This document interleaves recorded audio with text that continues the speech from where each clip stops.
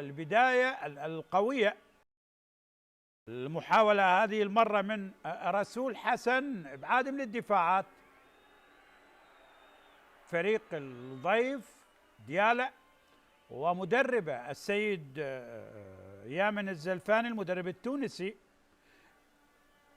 يلعب ديالى بوسام محمد بحراسة المرمى. خط الدفاع منتظر ستار علي خالد ناتالي وصديق جمال.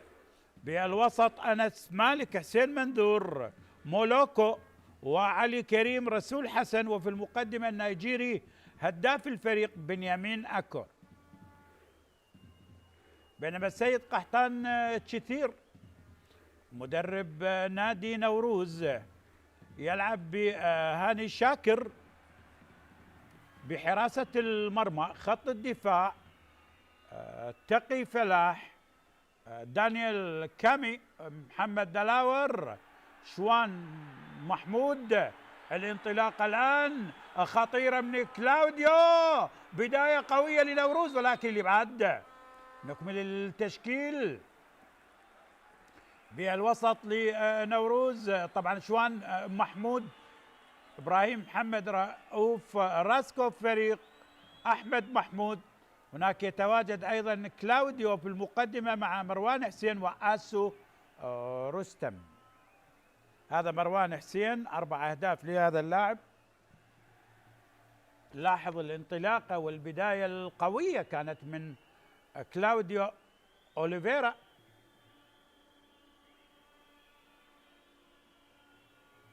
علي خالد يلعب الكرة بالوسط، حسين منذور يعيدها للكاميروني ناتالي. ديالى مع نادي نوروز، وديالى الفريق الوحيد اللي لم يحقق الانتصار لغاية الآن. الجولة 12 وفي 11 جولة سابقة ما حقق الانتصار، يعني حتى الحدود اللي هو بالمركز الأخير حقق الانتصار وكان على نوروز. كرة اللعب، لكن ديالى الفريق الوحيد اللي ما حقق الانتصار. هذا صديق جمال. قحطان تشيثير طبعا المدرب اللي ياتى خلفا للبرازيلي فيرا صاحب انجاز 2007 مع المنتخب الوطني العراقي. وقحطان تشيثير هاي المباراة الثالثة بالدوري، مباراتين خسر من القوى الجوية 0-2 وفاز في الديربي الشمالي على دهوك بال3-1. كرة اللعب، تمرير، راجع الكرة، دانيال كامي بالوسط، ابراهيم محمد عالية. طبعا نوروز قادم من فوز جيد على دهوك بالثلاثية قابل هدف. ديالى قادم من خسارة من الطلبة ب0-1. سلامة للاعب نادي نوروز. لاحظ سلامة لمروان حسين لاعب الزوراء السابق والطلبة والنجف وإربيل. هذا التونسي يامن الزلفاني. طبعا يامن الزلفاني عمل مع الطلبة وكان معاه أيضا صادق سعدون اللاعب الدولي السابق، ويعمل معاه الآن صادق سعدون كمدرب مساعد في نادي ديالى. حرة مباشرة، تقي فلاح لنوروز، عالية وخطيرة ومرت إلى الركنية. بدأ نادي نوروز عن طريق آسو رستم، هدف على دهوك. حارس وسام محمد، ركنية لنوروز. جماهير جيدة وعاشقة، جماهير السليمانية مع ممثلهم طبعا نادي نوروز. تقي يلعبها عالية ابعاد هذه المرة، وهناك خطأ، حرة مباشرة لنادي ديالى. طبعا وسام محمد جاء من الحدود، هذا محمد دلاور كان بالصورة.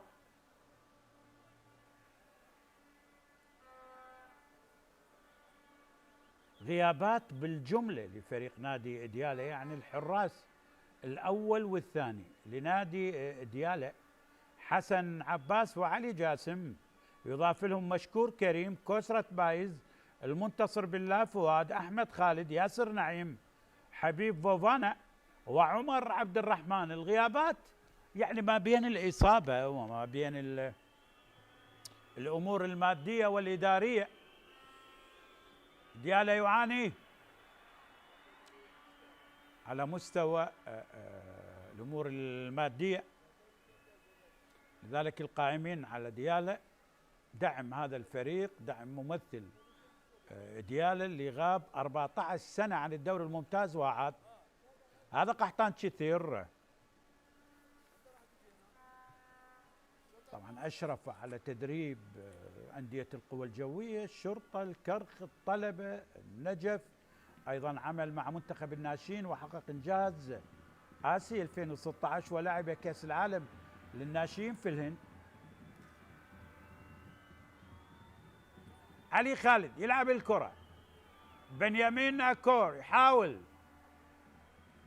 النيجيري 4 أهداف لبنيامين، سجل على القوى الجوية والميناء وأربيل ودهوك. كرة اللعب، محمد دلاور من هناك، آسو رستم، وإلى التماس، استدعي آسو رستم بتشكيلة المنتخب الوطني العراقي وعنده هدف على السعودية طبعا في خليجي 25. عالية الكرة ويحصلها الحارس وسام محمد. وسام الحارس القادم طبعا من الحدود، لاحظ المسك ديالى طبعا المركز 19.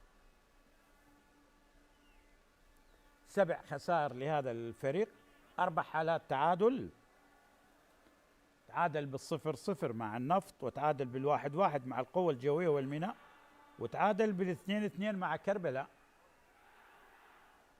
كرة من هناك، منتظر ستار، انقطعت الكرة، المحاولة، آسو رستم، تهديد آسو طبعا. وهنا حديث مع أنس مالك كان لاعب ديالى، بينما هنا آسو رستم.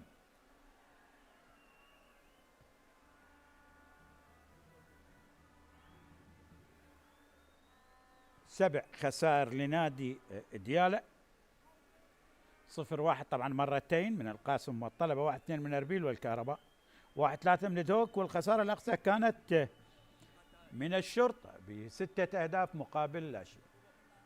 حاول نادي ديالى، صديق جمال يلعب الكرة، محاولة من هناك، والتماس تقطع من دلاور. لاحظ كان معاه اللاعب من الرديف طبعا رسول حسن، لاعب فريق نادي ديالى، بالسلامة. قحطان شثير طبعا مع سامر سعيد اللاعب الدولي السابق، وحسين جبار كمدرب للحراس، بينما يامن الزلفاني مع صادق سعدون. هذا يامن الزلفاني عمل مع الطلبة 3 مباريات ليامن، خسارتين طبعا من دهوك والطلبة، وعنده تعادل وحيد مع النفط. جماهير نوروز والمؤازرة، الفريق اللي يقضي الموسم الرابع في دوري النجوم والدوري الممتاز. طبعا من أعاد الفريق المدرب والدولي السابق ولي كريم اللي يعمل الآن مع الكهرباء. كرة بها الوسط تقطع إلى علي كريم، من هناك بالوسط قطع للكرة، شوان محمود يعيدها دانيال كامي إلى هاني شاكر، هاني الحارس يلعب الكرة، دلاور من هناك، تقي لاعب اللي يمثل الكرخ وزاخو،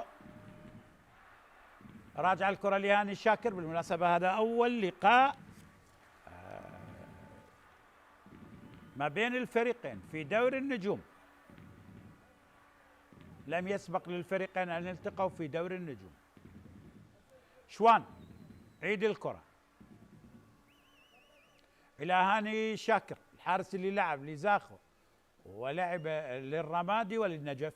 كرة بها الوسط إبراهيم محمد رؤوف إلى شوان محمود، كرة اللعب أمامية من دلاور، محاولة الآن رسول، حاول بالوسط حسين منذور لاعب زاخو، تمريرة مع منتظر، ستار عالية الكرة وبعيدة إلى ركلة مرمى لنادي نوروز.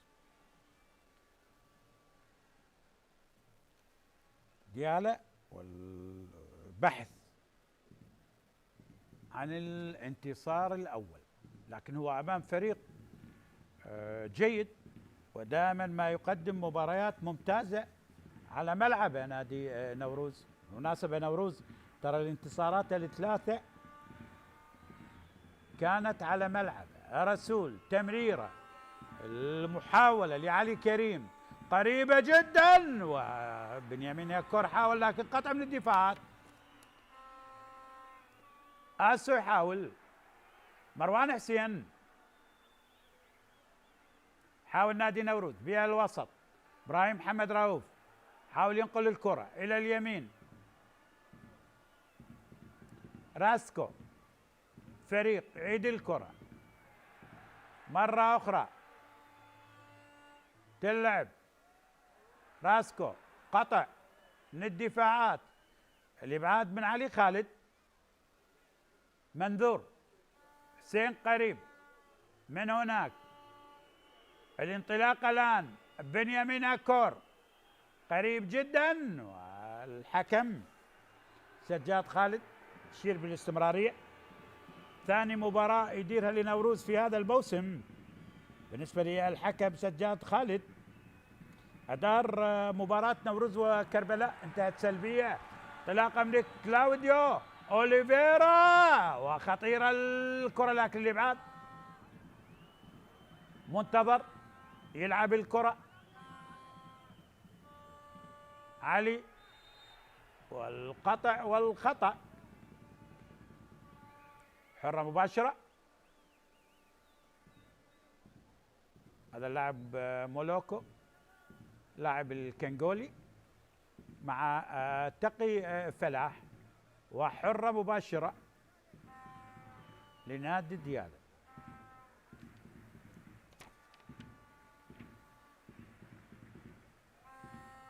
علي خالد إلى وسام محمد، دلاور يلعب الكرة، راسكو وبعيدة، حاول كلاوديو أوليفيرا، عنده هدف وحيد على الكهرباء.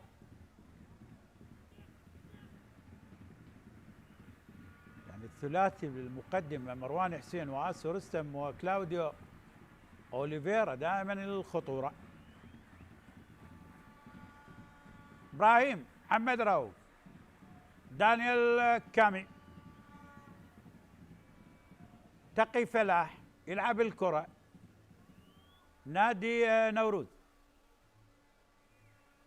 راجعة من شوان محمود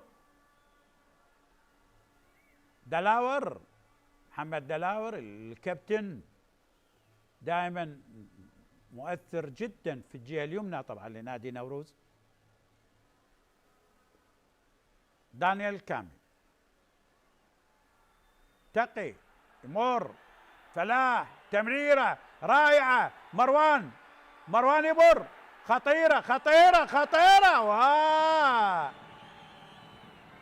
حكم قريب، قطع من ناتالي الكاميروني سامر سعيد، وكثير يطالبون بركلة جزاء لكن الحكم قريب. خلينا نشوف. لاحظ مروان بهذه اللقطة مع ناتالي، هو راح الكرة ناتالي لكن إلى الركنية. ركنية الآن لنوروز، أخطر نوروز، تلعب الكرة عالية، المحاولة وابعاد من الدفاعات. رسول حسن حاول، قريب جدا رسول، وحرة مباشرة لديالا.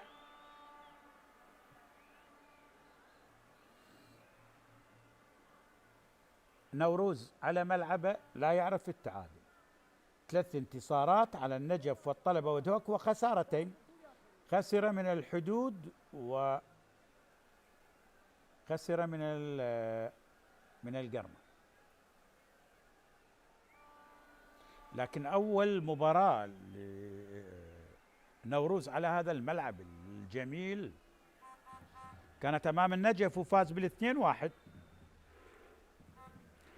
يومها سجل مروان حسين وأحمد محمود. انطلاقة الآن، التماس لنوروز، قطع كان من حسين منذور لاعب زاخو السابق. تماس الآن،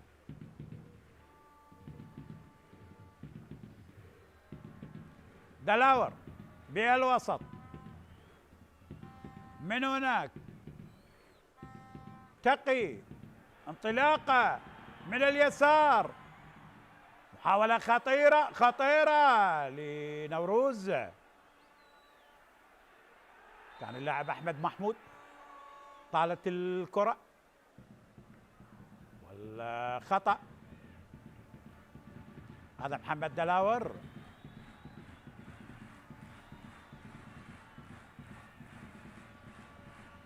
لاحظ الانطلاقة،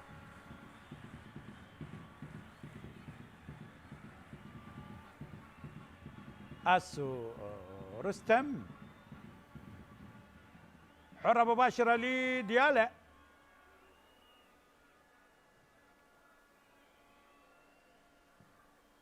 أمامية الكرة،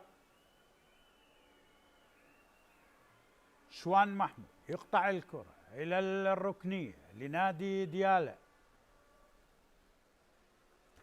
ديالا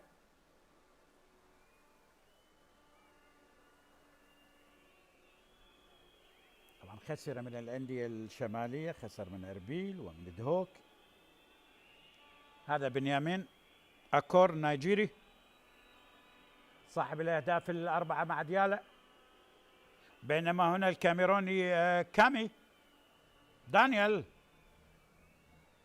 أتى من الدوري البلغاري.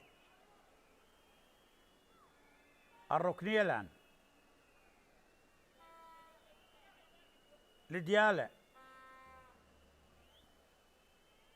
ركنية الآن لديالا، عالية الكرة قريبة جدا، قطع من الدفاعات، انطلاقة الآن، حاول تقطع من هناك، علي خالد التمريرة الخطيرة لكن طالت الكرة إلى الركنية، كان قطع من تقي فلاح. ركنية لديالا، على الدقيقة 21. تتابع قنوات شبكة الإعلام العراقي في كل مكان. تعادل سلبي حبايب لغاية الآن بين نوروز وديالى، مباراة لحساب الجولة 12 من دوري نجوم العراق. أنس مالك لاعب الزوراء السابق، عالية من أنس، قريبة جدا، ابعاد للكرة،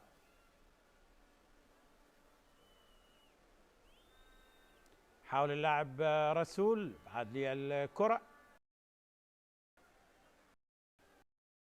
دلاور إلى إبراهيم، نقل للكرة إلى اليسار، تقي قريب لأحمد محمود، نقل للكرة هذه المرة أسو، خطيرة بعد من الدفاعات مرة أخرى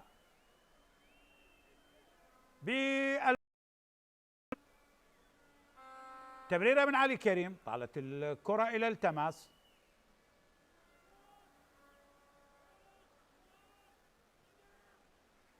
كرة اللعب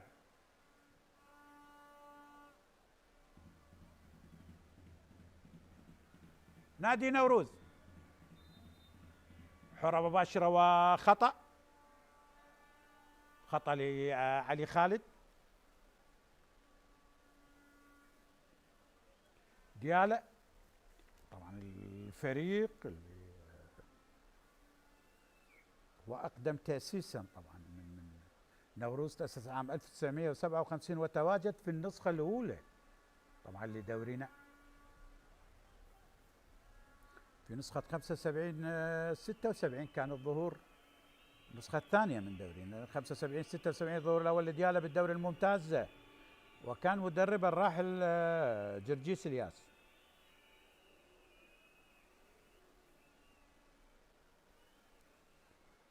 ويوم بال 75 طبعا الزوراء فاز باللقب بقيادة المدرب سعدي صالح، والأندية اللي كانت متواجدة واحتل المركز 12 ديالى من أصل 13 في أول مشاركة في موسم 75.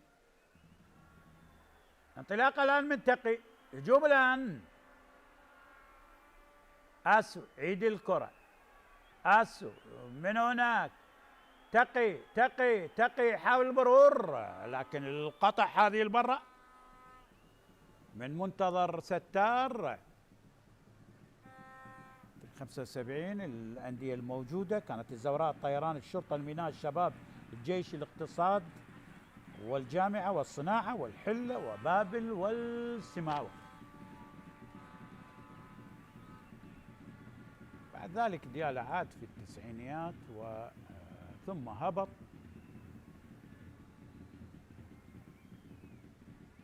والعودة بعد طبعا في هذا الموسم بعد 14 سنة بقيادة المدرب طبعا صادق حنون، اللي ترك الفريق لفيرا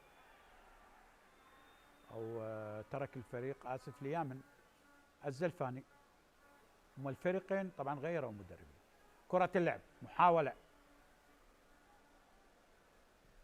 راسكو أو تقي، نقل للكرة إلى كلاوديو، هجوم الآن دلاور لنوروز داخل منطقة الجزاء، أحمد محمود راجع الكرة، هجوم الآن لنوروز،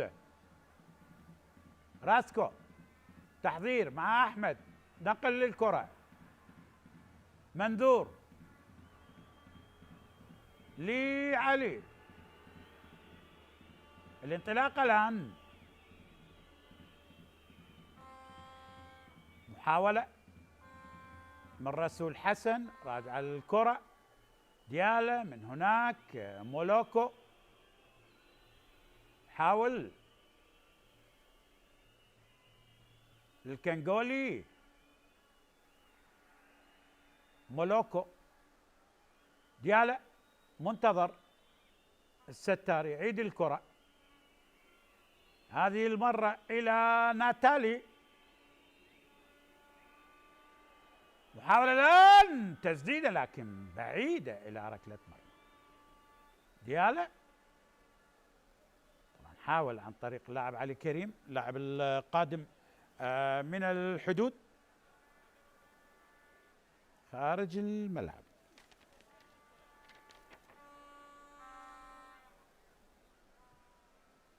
لاحظ التسديدة. الجولة الثانية عشر، تعادلات طبعا، كهرباء مع النفط والقرمة مع كربلاء. دهوك فاز على نفط البصرة بهدف، والميناء على نفط ميسان بهدف.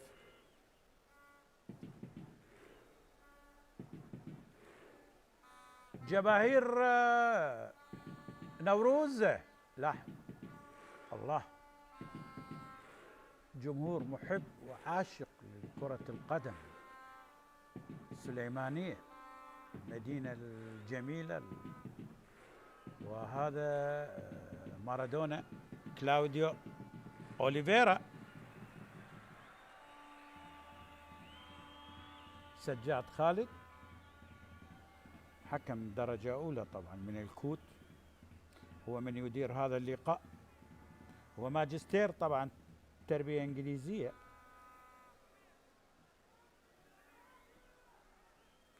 وحكم درجة أولى من الكوت. بينما هنا الصديق جمال. تقي عيد الكرة، دانيال كامي لإبراهيم رؤوف، يلعب الأشوان كلاوديو أوليفيرا. حاول طبعا نادي نوروز، تقي حاول يلعب الكرة، عيدها دانيال كامي لهاني شاكر، تمرير دلاور بالوسط، راسكو تمريره ولا خطأ، حرة مباشرة، خطأ طبعا على أحمد محمود.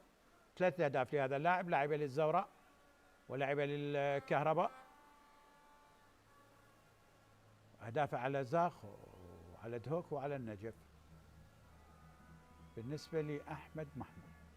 بينما هنا علي كريم، ناتالي عيد الكرة إلى علي خالد، تمريرة من علي، كرة بها الوسط، محاولة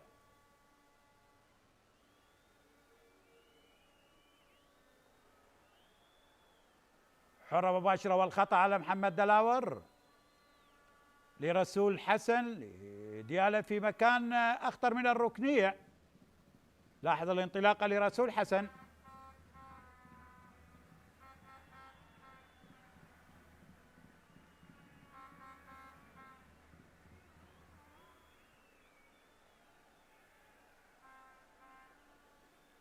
هذا رسول حسن.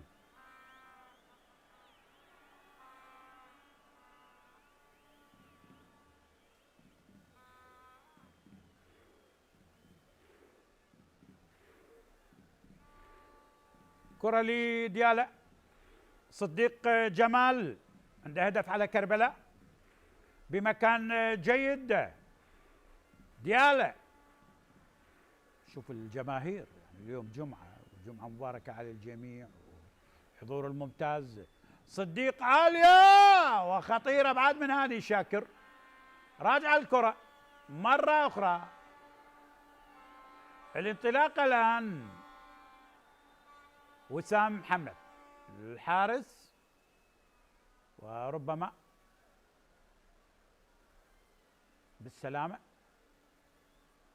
بالسلامة لهاني شاكر.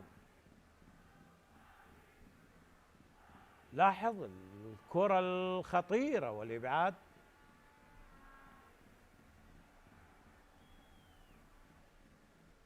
كان معاه بنيامين أكور لكن غير متعمد وغير مقصودة. اللقطة السابقة السلامة لهاني شاكر، حارس اللي لعب لزاخو والنجف والرمادي.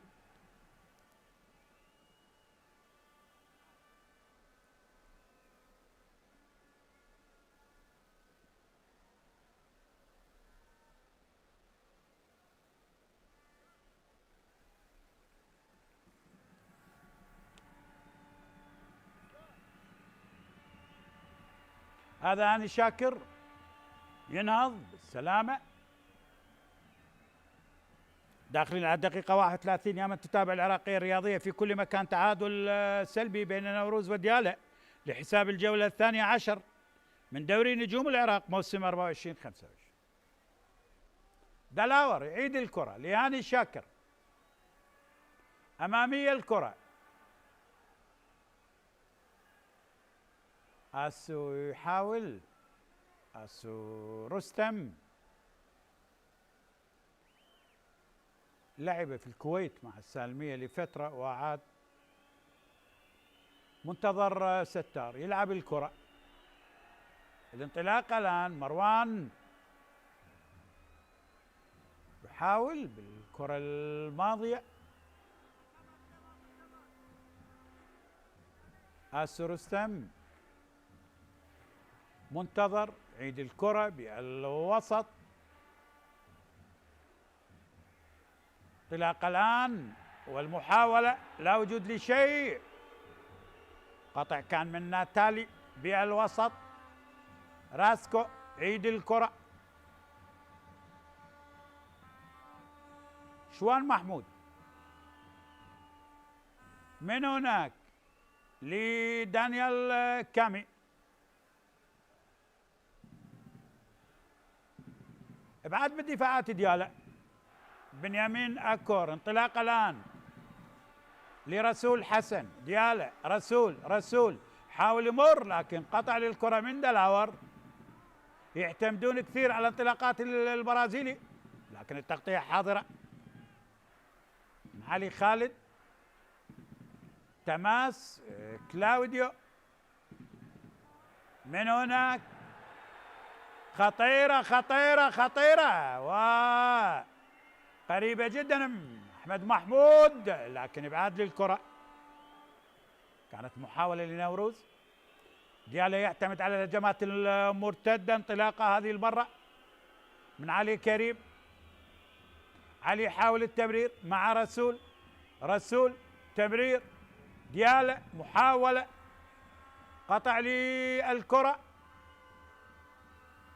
وبعيدة جدا كانت من صديق جمال لاعب ديالى. هذا مع الفريق منذ أن كان طبعا في دوري الدرجة الأولى. ملعب يعني 15,000 متفرج فل على الآخر. الله على هذه الجماهير، الجماهير يعني تعطي الحافز وتعطي الثقة اللاعب أن يقدم. جماهير رائعة، جماهير نادي نوروز.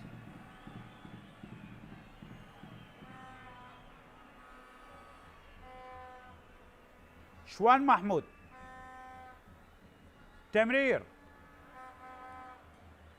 محمد دلاور، أوليفيرا، كلاوديو. الله، رائعة كانت، رأسية من مروان حسين.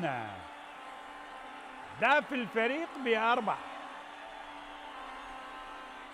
لاحظ كلاوديو أوليفيرا والرأسية الرائعة مرت بجانب القائم. أخطر ما موجود طبعا في نوروز أوليفيرا ومروان حسين.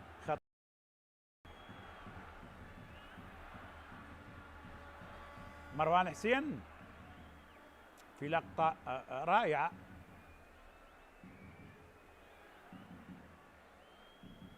صديق جمال، علي كريم حاول يلعب الكرة، حاول على الكرة رسول. بالسلامة لرسول حسن. دلاور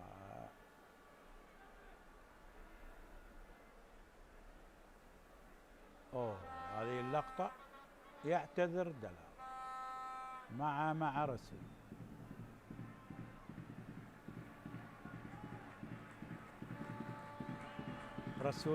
حسن.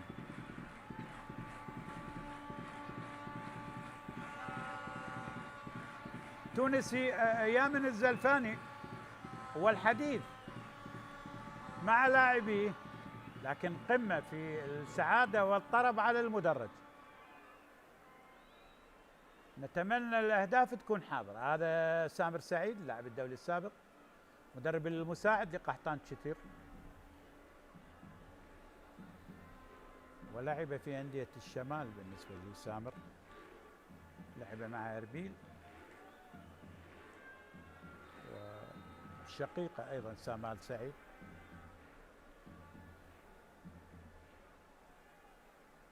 شقاء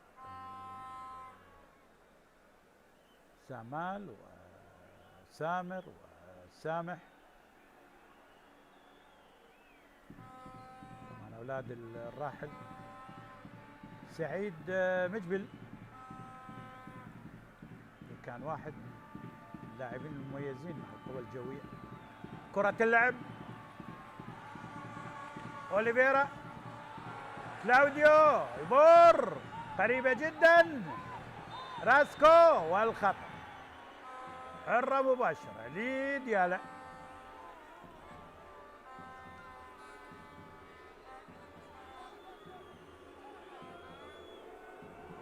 نوروز طبعا خارج ملعبه، تعادل مرتين مع كربلاء وزاخو، وخسر 4 مرات، يعني من الكهرباء والزوراء والقوى الجوية ونفط ميسان. حكم سجاد خالد اللي يدير اللقاء، رابع مباراة يديرها هذا الموسم كحكم وسط.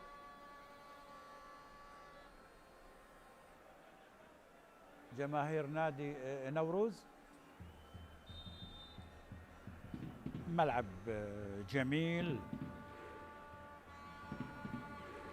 وايضا ملعب حديث يعني شيد قبل 4.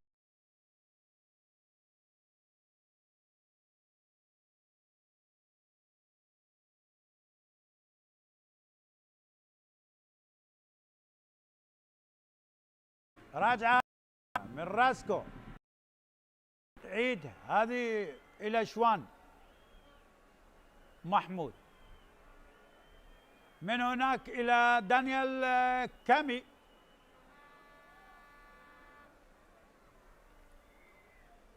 أحمد محمود يلعب الكرة تقطع بها الوسط، حرة مباشرة وخطأ. سلامة لعلي كريم، مدرب ديالا يا من الزلفاني، شوف كان مع راستكو فريق.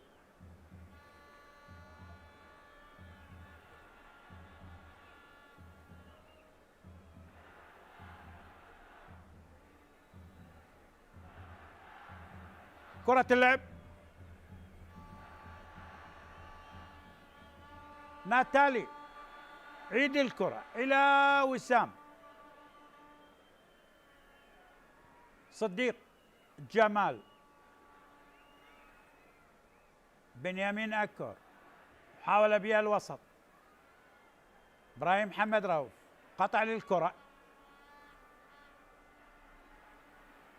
والتماس، هذا كلاوديو أوليفيرا اللاعب البرازيلي، في صراع طبعا مع صديق جمال.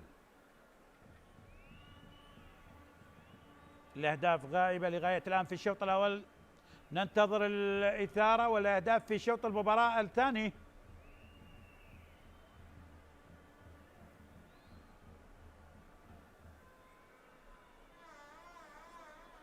سلامة للاعب شوان محمود،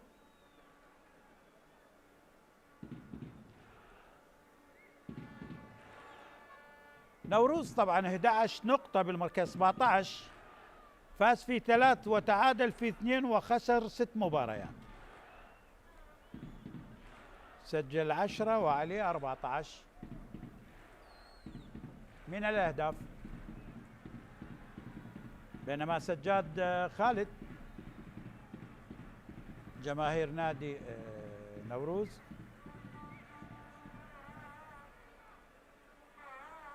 هذا لقاء تاريخي ما بين الفريقين على اعتبار أول لقاء يجمعهم. صديق جمال، تغيير من هناك، منتظر، ستار، حاول بالكرة، عيد إلى اللاعب ناتالي بالوسط، منذور لعلي خالد، هجوم الآن، رسول حسن عالية، بعد منتقي، راجعة مرة أخرى، منتظر، خطيرة خطيرة لديالا، لكن بنيامين أكور يطالب بركنية. 4 أهداف للنيجيري. لاحظ الرأسية،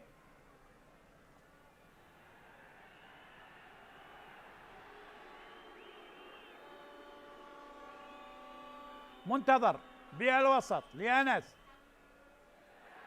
تقطع الكرة، انطلاقة الآن، أحمد محمود، هجوم الآن، وآسر رستم يلعبها من هناك إلى مروان حسين، مروان قريب، قطع من ناتالي الكاميروني إلى دانيال كامي، كاميروني آخر،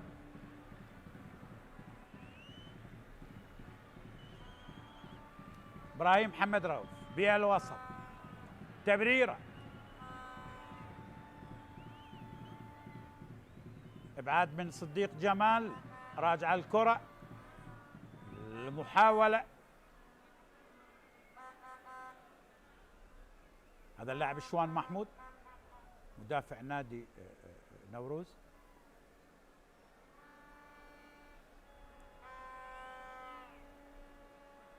صديق جمال،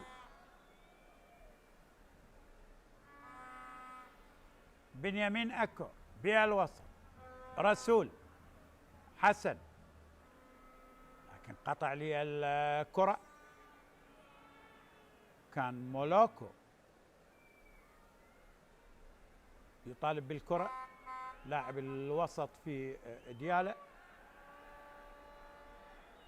وإلى تماس لنوروز بالسلامة بالسلامة.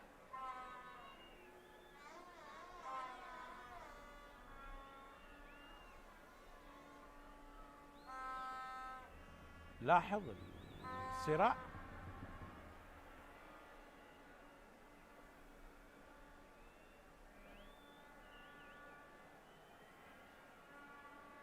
كانت اللقطات الماضية شوان محمود، رسول حسن، والتوجيهات من المدرب التونسي يامن الزلفاني.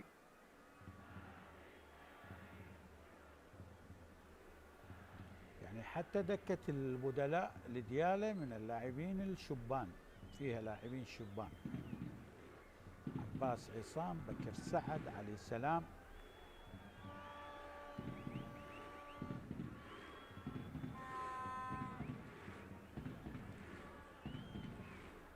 محمد دلاور،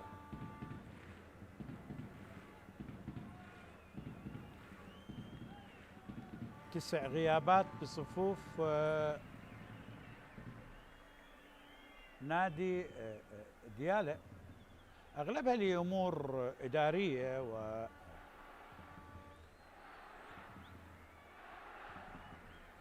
يعني حسن عباس، علي جاسم الحراس، مشكور كريم، كسرة بايز، منتصر بالله فؤاد، احمد خالد، ياسر نعيم، حبيب فوفانا، وعمر عبد الرحمن. هذا البرازيلي كلاوديو اوليفيرا ده هدف وحيد على الكهرباء. سنلعب في الوقت بدل الضاع لشوط المباراة الأول، تعادل سلبي بين ديالا نوروز وديالا لحساب الجولة 12 من دوري نجوم العراق موسم 24-25. شوان محمود، إبراهيم محمد رؤوف، عيد الكرة، دانيال كامل، من هناك راسكو يلعب الكرة، محاولة بعد من ناتالي، بنيامين أكور قريب، حصلها رسول لكن قطع للكرة والبطاقة هذه المرة على دانيال كامي. دانيال كامي والبطاقة الصفراء. شوف التدخل كان على اللاعب رسول حسن.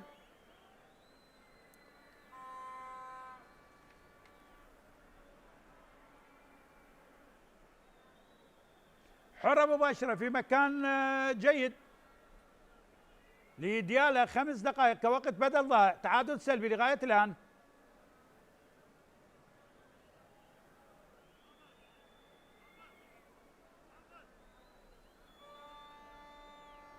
بطاقة صفراء لدانيال كامي، والحرة المباشرة لنادي ديالا.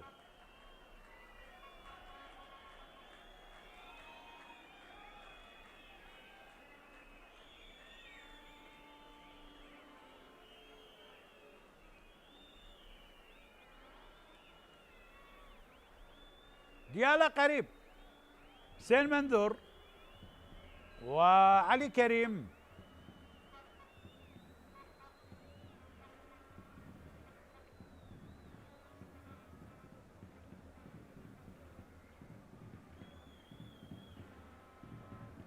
حسين منذور مع علي كريم، بينما هنا اللاعب مولوكو الكنغولي.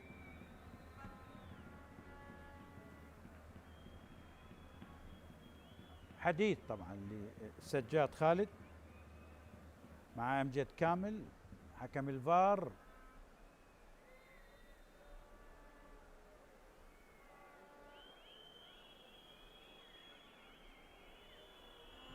كرة اللعب لكن بعيدة إلى ركلة مرمى. حسين منذور لاعب ديالا، ركلة مرمى لفريق نادي نوروز. نلعب في الوقت بدل الضائع. ابراهيم محمد رؤوف حاول يلعب الكرة، تغيير إلى الجهة اليمنى. شوان من هناك مع دانيال كامي، عالية الكرة. ناتالي يبعد الكرة قريبة جدا. محمد دلاور ابعاد للكرة. ناتالي مع منتظر الستار.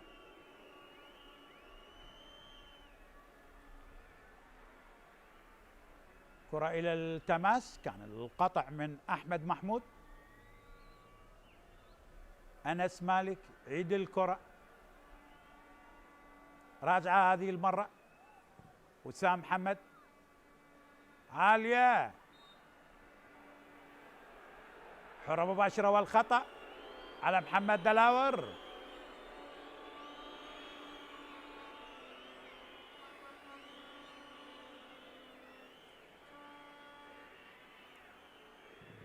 الاتكاء على المهاجم يعني القرار للحكم سجاد خالد بهذه اللقطة على الكابتن، هذا يامن الزلفاني المدرب التونسي.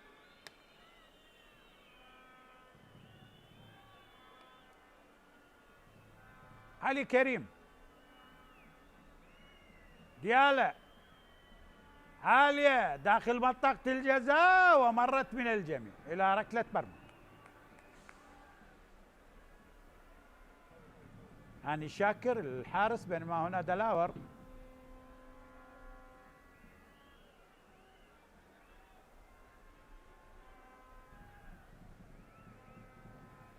محمد دلاور أمامية الكرة، مروان قريب ووصلت لوسام محمد. خطيرة كانت لنادي نوروز. الوقت بدل الضايع الشوط الأول، وربما ستكون الكرة الأخيرة في هذا الشوط. صافرة الحكم سجاد خالد تنوي. طبعا شوط المباراة الأول بالتعادل السلبي بين نوروز وديالى لحساب الجولة 12 من دوري نجوم العراق موسم 24-25. لنا عودة بعد فترة الاستراحة. إلى اللقاء.